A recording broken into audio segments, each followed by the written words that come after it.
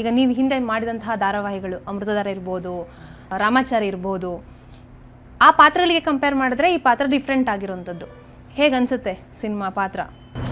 ಅಮೃತಧಾರೆಯ ಮಲ್ಲಿ ಹೌದು, ಅದು ಡಿಫ್ರೆಂಟ್ ಕ್ಯಾರೆಕ್ಟರ್, ಹೌದು, ಅದು ಹಳ್ಳಿಯಿಂದ ಬಂದಂಥ ಹುಡುಗಿ ಆಗುತ್ತೆ. ಬಟ್ ರಾಮಾಚಾರಿಯಲ್ಲಿ ಕೂಡ ನಾನು ಬ್ರಾಹ್ಮಣರ ಮನೆ ಹುಡುಗಿ ಕ್ಯಾರೆಕ್ಟರ್ ಮಾಡಿದ್ದೆ. ಸೊ ಈ ಸಿನಿಮಾದಲ್ಲಿ ಸೇಮ್ ಇದೆ. ನಾನು ಆವಾಗ ರಾಮಾಚಾರಿಯಲ್ಲಿ ಮಾಡಬೇಕಾದ್ರೇ ಈ ಒಂದು ಸಿನಿಮಾನು ಕೂಡ ಒಪ್ಕೊಂಡಿದ್ದು.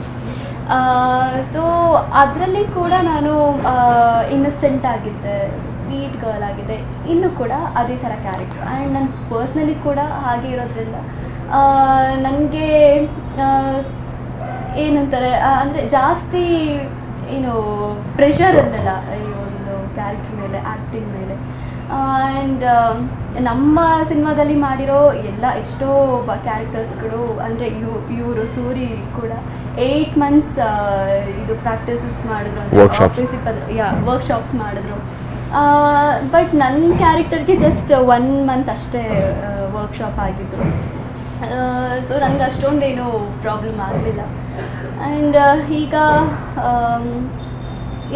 ಅಷ್ಟೊಂದೇನು ಪ್ರಾಬ್ಲಮ್ ಆಗಲಿಲ್ಲ ಈ ಕ್ಯಾರೆಕ್ಟರ್ ಮಾಡಬೇಕಾದ್ರೆ. ಇದು ವಿಭಿನ್ನ ಹೌದು, ಬಟ್ ಅಷ್ಟೊಂದೇನು ತೊಂದರೆ ಆಗಲಿಲ್ಲ.